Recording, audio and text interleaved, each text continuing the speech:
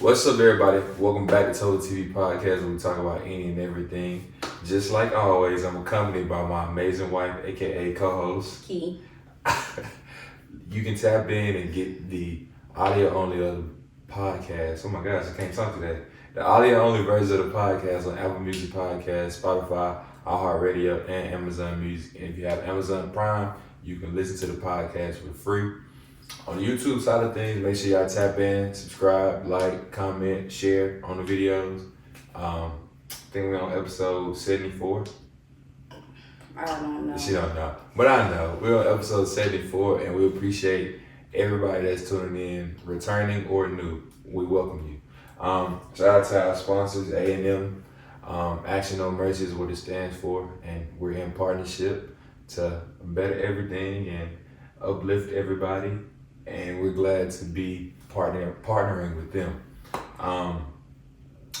If y'all don't know, I do play basketball, and I do play for Action No Mercy, of course. We had a game this past Saturday, and we're here to give y'all the game recap. This is our 5th game of the preseason.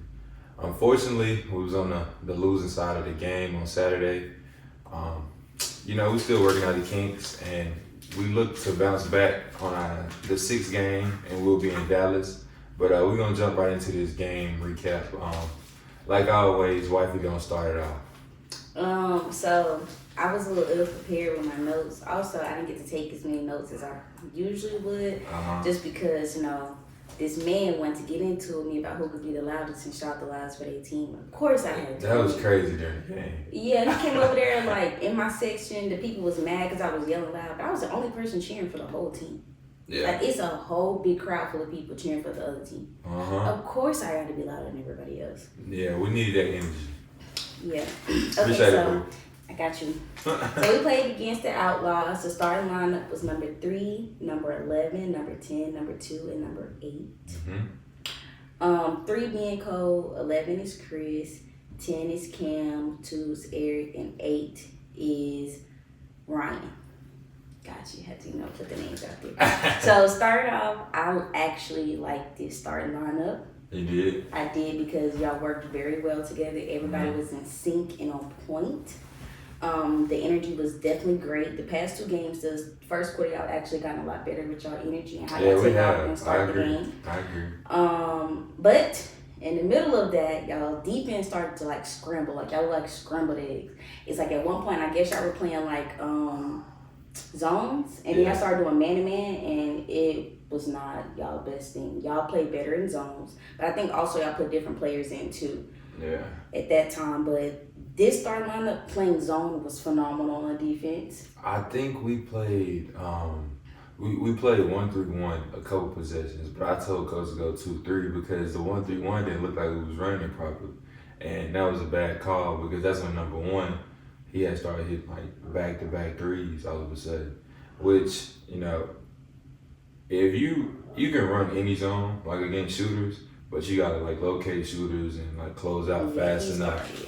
And he started knocking down shots. And I think that's when I took me a little breather. I was on the bench.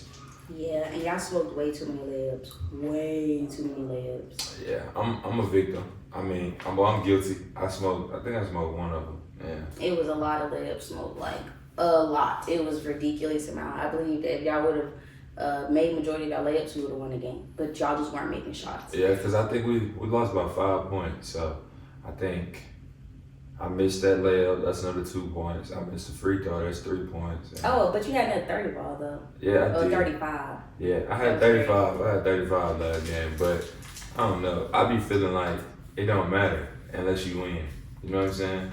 Because it's like I appreciate being able to score points like that, but at the end of the day, you got to get a dub.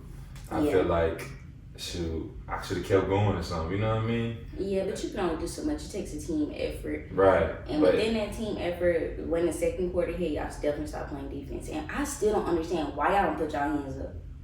The whole What entire... do you mean? Like, if y'all have shooters, how y'all gonna stop a ball if y'all hands are by y'all side? Make that make sense. Okay. Like, you saying like close out? Yeah, like y'all was just letting people shoot on y'all, and y'all was just watching the ball go in the whole entire time. Like they was making easy shots. Their people were set in their positions every time to make a good shot. Like, no one was trying to stop anything. The only time somebody like actually made like a good stop was with Cole and with Ryan. But other than that, no one else was actually stopping anything or even attempting to. Then of course the third quarter, y'all, I don't know what's up with y'all in third quarter. I don't know if y'all need to get some electrolytes, if y'all need to take a spoonful of honey. Yeah, we used to have third quarter surges like the Warriors back in 2017 when they had KD. Because I don't know. Y'all turn into complete dog crap. Like every third quarter, it has not been a third quarter. Y'all do not turn the crap, and I don't know what it is. So I don't know. Maybe I need to tell coach y'all need some honey. Maybe y'all need to go to what is it, Paradise? Oh no. And they need to give y'all some energy boosters or something, because that third quarter literally makes y'all lose the game every time. Yeah. Y'all lose the game in the third quarter. And then y'all try to come back in the fourth quarter, but it's just like... It's too late. It's too late. It's way too late, because y'all were losing majority of the game by 11 points. Majority of the game. Mm-hmm. So it's like, what are y'all doing wrong at that point? Right. But I will say this. Even though like y'all had y'all flaws and stuff, this was the best game y'all played as a team. You think so? Yes, because the first game y'all were not locked in as a team. I'm not speaking on individuals, because individually, number two catching the attitude during the game and then just standing there for majority of the game, watching y'all lose because he couldn't get a layup and then shouting he got an and one was stupid. That was shouting he had an and. Man, this man smoked like 3 layups back to back, open layups. Like, dude, I got like a fast break and he would be able to go and like make the layup by himself. Yeah. And would smoke the layup. And then he finally made a layup and was like, and one. Like, no, you already... That's frustration. Let him let out his frustration, baby. Because even though he got that, he still didn't move. He was standing there at the free throw line the whole time, walking down the court. Like, that type of stuff is not... That don't fly. Like, you're a grown man. Stop acting like a child. We're not in elementary school to be sitting there acting like a child. Arguing during the middle of the game, like y'all get frustrated with each other. It's just like maybe y'all need to stop being negative and start being positive. And that's what the whole goal is, honestly. Speaking life into each other, because it's just like that stuff made me so frustrated. So frustrated. Oh, but we did get a new player, number 7. Brandon, yeah. Oh, I don't know this. I was calling B. Yeah, I will say this, I think he can play. I think he would be a great asset for this team, especially because like he showed that he could be a shooter. Mm-hmm. He just not in shape at all whatsoever. But we gotta whoop him in shape. But other than that, I think he's an asset to the team. So I do appreciate that for him coming in, and you know what I'm saying? Because we definitely didn't have nobody willing to take shots. Because I think it was like 3 threes that was actually like solid during the whole game. Like nobody was really like trying to make any tray balls, which was weird. I mean, the whole game plan always go to the rim, because I think, like, us as a team, we be settling for 3-pointers. Yeah, but what about y'all as players? What you mean? Like, I just feel like this. From my basketball knowledge, there's always a shooter on the team. Yeah. But y'all don't take shots. And some of y'all can actually shoot, that don't make sense. Like, yeah, you can drive the ball, but y'all were down by 11 points. At some point, it was like somebody should have snapped in their head. These 2 balls ain't really doing it for us. Let's try to make some tray balls. Somebody got to get hot at some point. Like, somebody got to shoot. Well, the thing is, it's like this. You'll never catch up if you, like, trade baskets. So we get 2 twos, and let's go 2 twos. We're just gonna stay down by the same. I still gonna stand on my point. Listen, you're not listening. You listening for the wrong reasons. You worried about your point. You're not listening to what I'm about to tell you about basketball. So, anyways, if you're trading baskets, shooting twos, and you have a specific game plan, you'll never win the game. But y'all game plan didn't work. To who? We lost by 5 points, not 30. Did y'all not lose? A loss is a loss. Yes, but there's a difference between a 30-point blowout only and counts in horseshoes and hand grenades. You're not listening. I don't want to listen. I listen to you and I stand on that. Y'all don't take enough trade balls. Where is the shooter? We have people that shoot the ball. Who? Me. How many times you shot? I shot 6 times. How long was the game? 48 minutes. So 6 times in 48 minutes was enough. Yes. Okay. How many Anyway, shots? Look, I'm gonna ask you this. How many Anyway. shots do you want us to take? a lot. No, what's I that want to number? see Give me a that number. motherfucker. Droosh. I want 20 shots.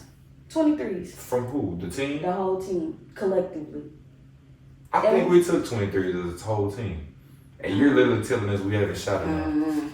Y'all don't shoot enough, and I stand on that. No game, but y'all just We think took about 20 it. shots. We took 20 shots as a Remember how you team. just said listen and then responded just to respond? You're What doing was? the same What did you thing. say? You said saying? I didn't want to listen. I told you I didn't want to listen, but you. I'm telling you. You literally responding. I'm telling But you're you. doing the same thing you just told me. I did. I mean, look, you don't want to listen. Now I don't want to listen. Because as a spectator, I want to watch an entertaining game. So us Straight balls, jacking dunking, threes. all of that. And y'all, it's not about Jack and Chris. I've watched you play plenty of times, and I've watched Locke play. I've watched everybody enough to He's know. not on this team. Anyway, I've watched He's not. everybody enough to know that you have to get hot, which means you have to keep taking shots and keep taking shots and keep taking But shots. that's not that player MO. Why are they shooting the ball? Why are you talking? Because we're having a No, conversation. I am expressing my point. We on a podcast. I'm expressing my point right now. What do you mean talking? I'm expressing my point right now. We on a podcast. Pause. I'm expressing my point right now. Play. Anyway, what you talking about? like I'm saying, as a spectator, I'm just saying I stand on this. Whether you agree with it or not, you have to get hot. You have to keep shooting, right or wrong. You taught me that, right or wrong. Yeah, if that's Get your what you hands do. on the ball. Shoot. Get your hands on the ball. Shoot. Is that what you do? If Is that's that what what I can, yeah. Is that are you a shooter? Yeah, I can shoot the ball. Are you a shooter or are you not? It's not. I can shoot. I Can said you? Are you a yes, shooter? I can shoot the ball. All right then. So why you don't take 6 shots? 6 3-point shots. Not saying, and I'm not discrediting anyone's effort. I'm not discrediting how close. Because I made 18 layups. Why am I still shooting? If I'm getting what I want from the two. Chris, did we win the game? That's not the Did point. how many? We've lost 3 games in a row. That's not the We point. lost 3 games in a You're row. missing the point. We lost 3 games in a row. You're missing the point. We lost 3 games in a row. And you think it's because we don't take enough shots. What else? Why do you think? What is the real reason why y'all lost 3 games in a row? Defense. We literally just said just defense, but the other team was just shooting on y'all. That was like, dang, like if they can shoot the ball better than us, that's okay. But if we so fail, can you not shoot the ball better than what you've been shooting? oh me? Yeah, because I've seen you go boom, boom, boom, Yeah, boom, yeah. boom, But I mean, boom, every game, I'm not gonna shoot like that. But you haven't shot any game. Yes, I have. Chris, you have not had a game where you just busting threes out the Maverick. I just did last game. No, you didn't. You just said Okay, you had look, majority of your listen. points came from layups and free throws. Okay, look. How many shots did I take and make? Couldn't tell you because I'm not that good at analyzing basketball. Well, that's what I want you to understand. You I took 6 3-pointers and I made 4 of them. That is a phenomenal percentage. From the 3-point line, that is impeccable. And I had it working from the 2-point. Why am I still taking 3-point shots? Okay, Chris. I mean, Okay. at the end of the day, if you don't stop a team from scoring the basketball, you'll lose every game. We came out early playing good defense. It was tied majority of the first quarter.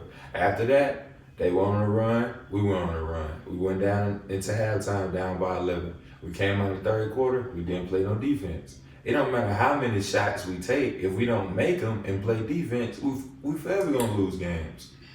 We suck defensively as a team, as a unit. We suck defensively. We can run with the best of them.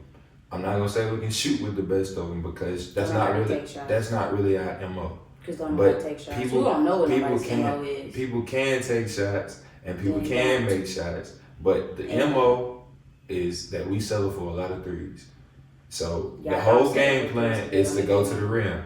But like I said, if we don't get stops, watch the film and prove my point. If we get stops defensively and we run and actually execute our plays, we'll win a whole bunch of games. That's where our losing lies right now, honestly.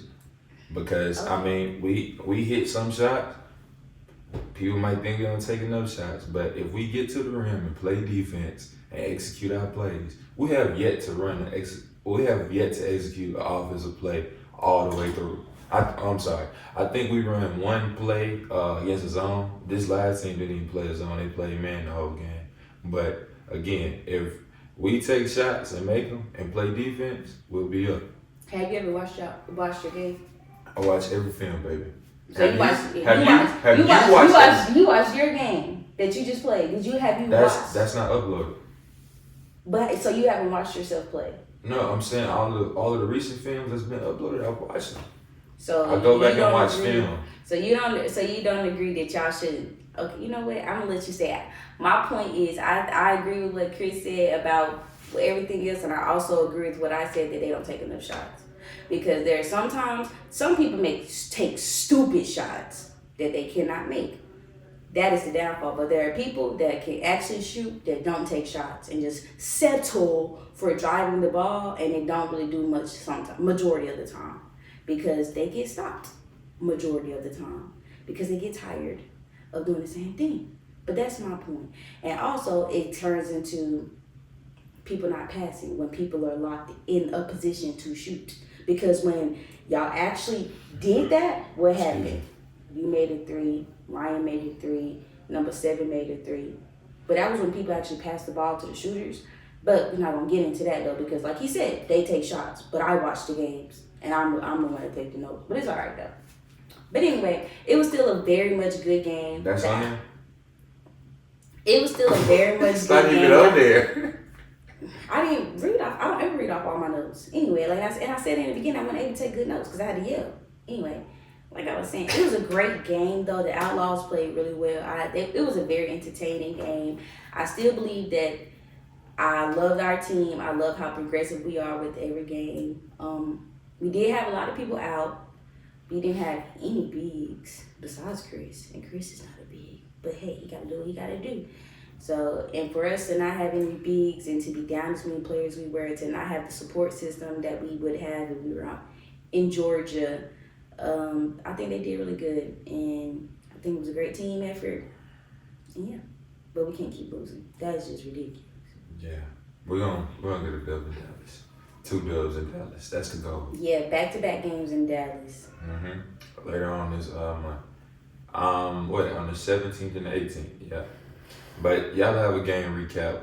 This is a game recap of number 5. Hope y'all enjoy. Still in the preseason. Yeah, we're still in preseason right now. But let's talk about it. So we still got these topics that we slowly dwindling down. So we're gonna use one of these to cover the Let's Talk About It segment of the podcast. Let's see what we got today, people. All right. Generational curses. What are they? How do we know if we are dealing with one? How did you overcome them? Okay, so generational curses, what are they, in your opinion? In my opinion, generational curses are like bad habits that don't get stopped from the next generation. Like say if, okay, I'll just give you an example. My mom had children when she was a teenager. Her mom had children young. If I would have had children young, I would have kept that generational curse or habit. It's just when the next generation doesn't stop the past generation's habit of something that's not positive or negatively impacting the family. Yeah, I agree. That's definitely what it is. It's just pretty much a bad tradition passed down from generation to generation. And oddly enough, like people don't realize until like 7, 10 generations down the line, and they're like, oh wait, dang, I didn't even realize that this was everybody in my family did. But now I'm realizing it, you know? And it takes a strong person to break generational curses, I'm not gonna lie. Because like it is in the name, it's generations to generations. So it could be literally 20 generations long, and you gotta be the one to be the black sheep to switch up everything. And it sometimes you fall out with family. It takes them a long time to actually understand. Because I know, like, from personal experience, I fell out with so many family members just because, like, they don't understand. Like, you are the light, like, bringing light to the situation. And sometimes people don't like hearing about their own dirty laundry. And it's like, you just have to keep working at it and taking your time and being patient and standing on what you believe in to break that habit. That's true. How do we know if we're dealing with one? You start this one. How do you know you're dealing with one? I say specifically for me is like when you choose to go against the grain. Mm-hmm. So, I mean, you gave an example. Let me see. Say for instance, like I just had like men in my family who didn't act like men, right? And then I called like all the men out on their BS, like from my granddad to my dad to my uncles, and of course they not gonna accept it. One, because I'm younger than them, and then also it's like, who is this dude to challenge us and tell us what we doing wrong? You know what I'm saying? Boom, red flag, red flag. Exactly. And that's how I think that's one of the main ways to know, because people don't like change a lot of time, and especially when they had something to do that's positive, like they'll look at you wrong. But like when you try to go against the grain, it's always that's always a telltale sign how you know you're dealing with a generation curse. I remember like when we started dating, I went to my great grandma and I was like, Grandma, I don't want to be no strong, independent black woman. Oh, that was one of the things in your family? Yeah, because like we don't have a lot of men in our family. Like the women chase the men away. Oh, really? Because like when the women in our family are so used to the men not stepping up and doing what men are supposed to do that they're accustomed to that, and they treat men a certain way, and it makes them not want to be there. So like they're mean to them, they talk them down and all of those things. And I was like, I don't want to be like that. Right. And I was like, dang, I don't want to be a strong, independent black woman. I want to be a strong woman. Like, I don't want all them other labels in between. Like, I like being able to depend on you. I like being able to be independent sometimes, you know? So it's just like, when I told my grandma that, she was just like, I don't need no man for nothing. And I was like, Grandma, you ain't got no man. I got a man, and I need my man. And now she has a man. And so now she understands. Yeah. And so now she's like, I don't want to be a strong, independent black woman. But I'm like, And it's like, you can't go back and tell them, well, I told you so, because then they're going to get like, you ain't tell me this. Yeah. So you just let them have it. They get defensive. Okay, how do you overcome them? Go ahead. How do you overcome? You just gotta keep working at it, honestly. Yeah, it's just consistency. It's very lonely. I will say that much, because when you're trying to be different from everybody else, you're going to be lonely. You're going to have days where you're down and depressed. You're going to feel like, why am I doing this? You're going to want to fall back into doing that habit of what everybody else is around you and in your family is doing. You just got to be the one to be like, who are you doing this for? Like, is that what you want? What you went through as a child, do you want your kids to go through that? Do you feel like that was okay? And if you don't feel like that was okay, stand on business. Right. They'll come around. You just keep growing. Like, sometimes you're going to have to leave those people who are stuck in that habit behind. They'll eventually catch up. And when they catch up, you welcome them with open arms. Right. But until then, I holler. It's very time consuming and something you have to be consistent with, simply because it's shaking up feathers, really, like within a whole family, with you trying to do something right, honestly. So it's just literally like brick by brick, chipping away at something that you want to change, that you realize that is hindering your family. You know what I'm saying? And you just want better for yourself and your kids on down the line, like you say. Yep. Yeah. I appreciate who gave this topic. I forgot who exactly it was. I'm pretty sure it was a Moriana. Moriana. Shout out to Moriana, man. All right, what you got for us? Okay, so what is closure and how do you gain closure? Or even, is closure even a real thing? Can you gain closure?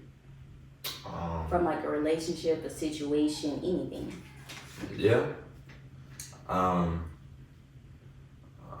How do you gain closure?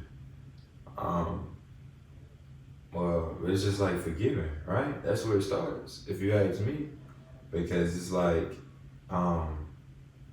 if I felt like I got disrespected to a place where I can't come back from, and I feel like I got to steadily seek like revenge or trying to get back and stuff like that, then I feel like I'll never be able to gain closure because it's just like steadily seeking and trying to do what was done to you. And I know like people say like forgive and forget, but you don't necessarily have to forget. I think you can forgive and not forget. I think that's what the saying should be for you to gain closure. I don't know. I can't agree with that. I feel like forgetting is the choice to not remember. So you feel like you should forget, or you Yes, because you're choosing not to think about it. You're choosing not to remember it.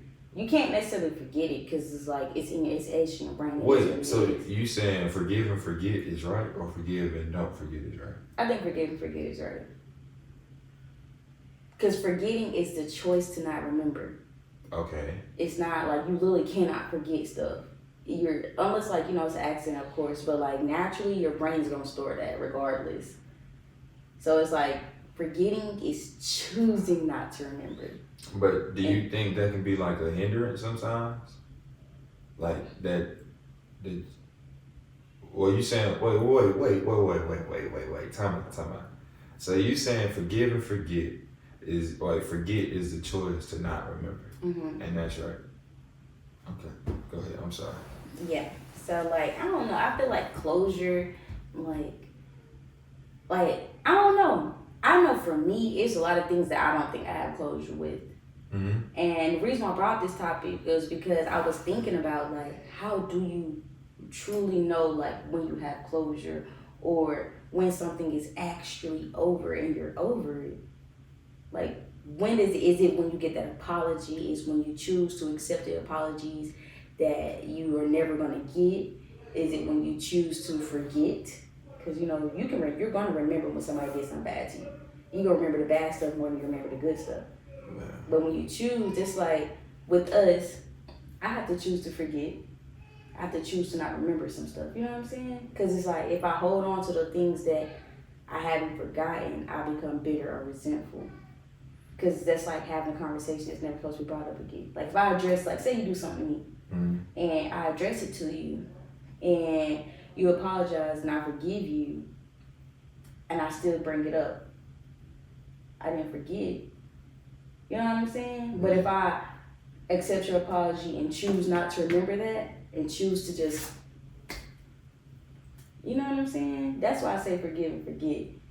I mean, I feel like it's just like the last topic that you brought, like about right and wrong. Mm-hmm. I just feel like it's like to the person. Because like for me, like I can feel it in my body where it's like I can gain closure from this. Or I can like feel it in my brain that I can gain closure. And I agree, because I remember I gained closure on something. I was like, oh, it doesn't bother me no more. That's what I'm saying. But I just feel like it's kind of like, you know how like people talk about their exes and be like, screw my ex. Ooh. They not over it. Exactly.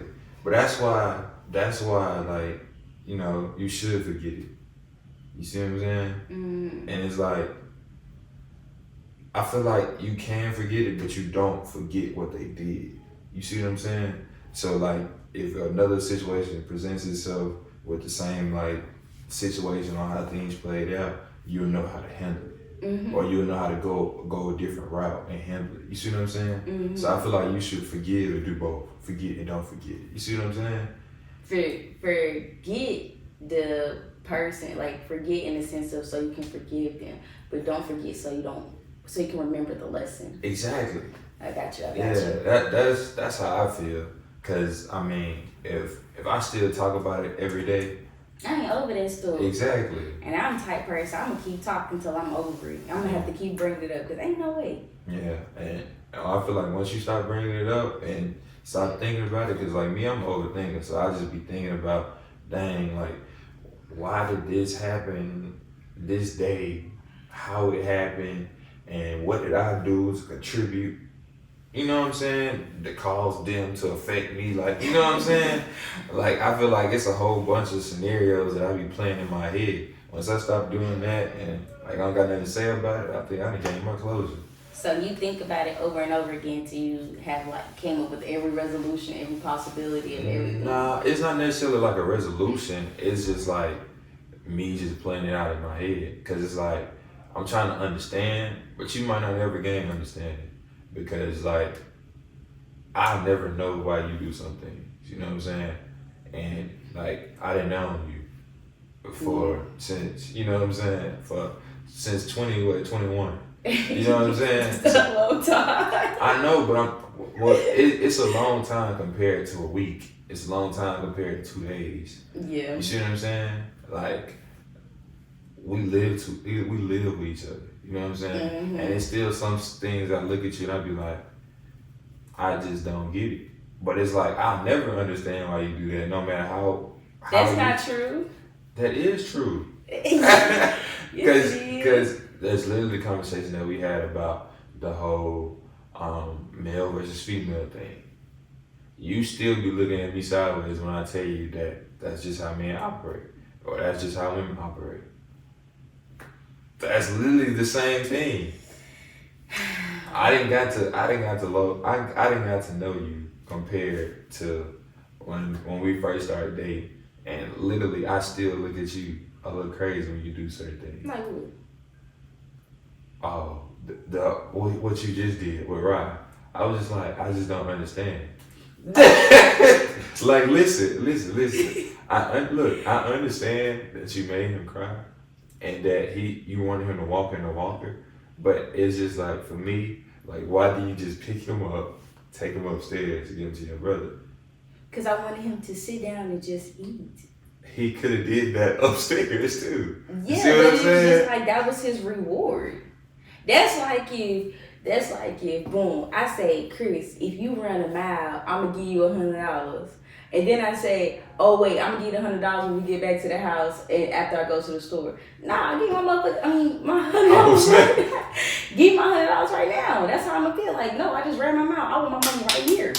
And then you can go to the store and go to the house and do what you got going on. Okay, you see how you just said that? Yes. It's like, if we was in that situation and you told me, okay, wait till I get the house, I don't got no choice but to just understand. No. You see what I'm saying? Look, listen. Come on, my young. Listen. If y'all feel like that in the comment, please comment below, because I know I'm not by myself. But look, you don't have to be by yourself. It's literally what we talked about last podcast. It's like you being right versus me being wrong, or me being right versus you being wrong. Mm-hmm. It's literally however you think. I just feel like this. If I promise my baby something, I'm going to give it to him. I said, if he took his steps, here, you can have the bottle. But all right, look, here, you have the bottle. Drink your bottle, get satisfied, soothe yourself a little bit. I'm going to go get dressed. I'm going to come downstairs. I'm going to take you to the babysitter. Boom. That's cool. No crying, no heartache, no nothing. But I can still look at you a different way because I'm like, why the heck would you do that?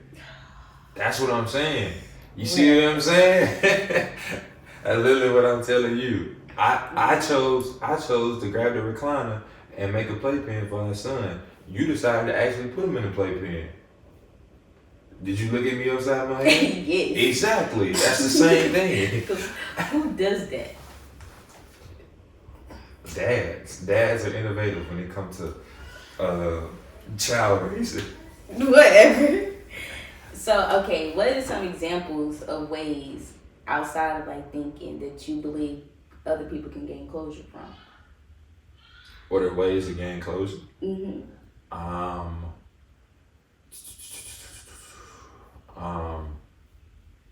Focusing on yourself.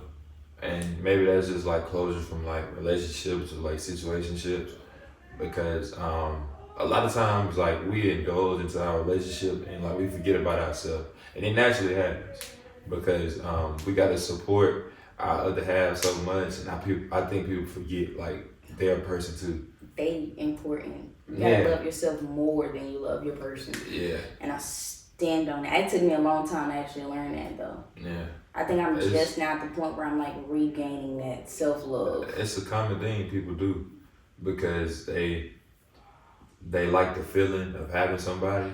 And keeping them happy. Exactly. So it's like, dang, I gotta put my all into them. But it's like, dang, what about yourself? Yeah. Your person is not the source of your happiness. Remember I told you that? I told Chris when we was dating, I said, you are not the source of my happy. You just help make me be happier. Yeah, and it can come off wrong, but if you sit down and listen and understand it, I was just like, okay, I don't care. Yes. I mean, like, I'm just supposed to add to it. I'm like a addition. I'm not the You're supposed maker. to make that happiness peak. Yeah, it's just like I just push it to the top a little bit more. That's Yeah. it. I think another way you can gain closure, you know how some people like write on like plates and stuff and smash them. I know for my 21st birthday, I had everybody bring a letter and then we like burned the letters. And like I know it was like ritualistic, but I didn't know it was ritualistic back then. But I just did because I was just like, dang, like I had a lot of stuff, like a lot of things that was like on my heart that I just wanted to just go away. I just had to say it all out. And I just burnt it because I didn't want nobody to read it or nothing. Just kind of wanted the words to be lost. That's interesting. So I know people like smash plates. So what's the ritual behind it? You know, some people say you burn stuff, it's like a ritual. I thought it was just like certain stuff. I didn't think it was like everything. I was told it was ritualistic or whatever, and I was just like, whatever. Oh, I burnt it, I felt better afterwards. Cool. It's kind of like a burn book. Ah, yeah. You can talk about stuff until you get over it. Talk about it with multiple people. Therapy. Oh, therapy. Yeah. I'm an advocate. I wasn't an advocate at first, but now I love my little therapy sessions. What else is a way? Indulging in a new hobby. Forgiving. There's a lot of ways. So if you got any ways of gaining closure or you got some things you need to get closure off, I mean, you can comment below. Maybe we can help you. Maybe we can't. Yeah, fact. Maybe you can help somebody else. Oh, keys with key, huh? Yeah, keys and keys. What you got? Oh, I got one on the dome. I've been thinking about this. So I have sometimes get in this habit of comparing like my journey to other people's journey. Like you know how sometimes I've been saying like a lot today. Oof, I need to fix It's cool, like. So you know how sometimes you and a person have equal goals. Like you want to reach the same goal. I find myself at times comparing my journey to the person besides me journey because we have the same ultimate goal.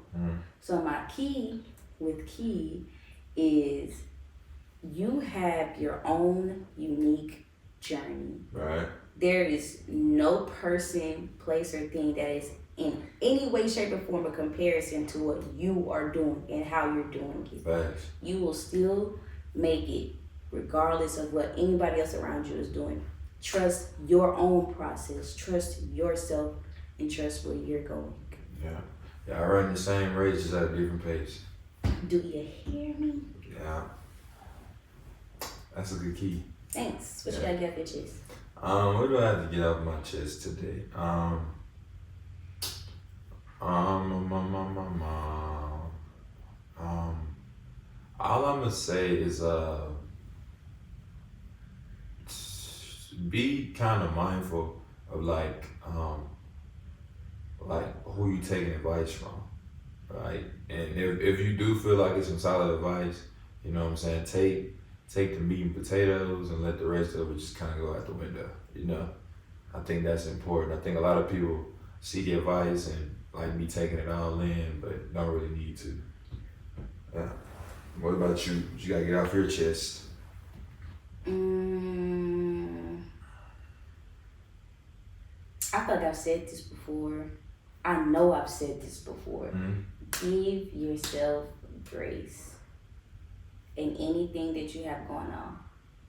Because you know how much stuff you got on your plate. Give yourself grace. You're doing a phenomenal job.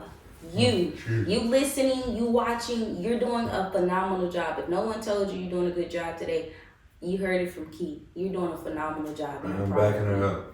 I'm backing it up. Standing on business. Look, I hope everybody enjoyed the podcast. Again, shout out to Action, No Mercy, A&M Elite too. Remember that? Yeah. I appreciate everybody for tuning in. Look, audio only version of the podcast is on Apple Music, Spotify, iHeartRadio, and Amazon Music. Like always, I'm accompanied by my amazing wife. Key. Yep. And on the YouTube side of things, make sure y'all subscribe. comment, show some love, bro, and share with y'all people. You never know. My podcast might be helping somebody out that you shared it to, you know, and you doing your impactful big one by doing that. So I hope y'all enjoy it like always, and I'll see y'all next episode. Peace.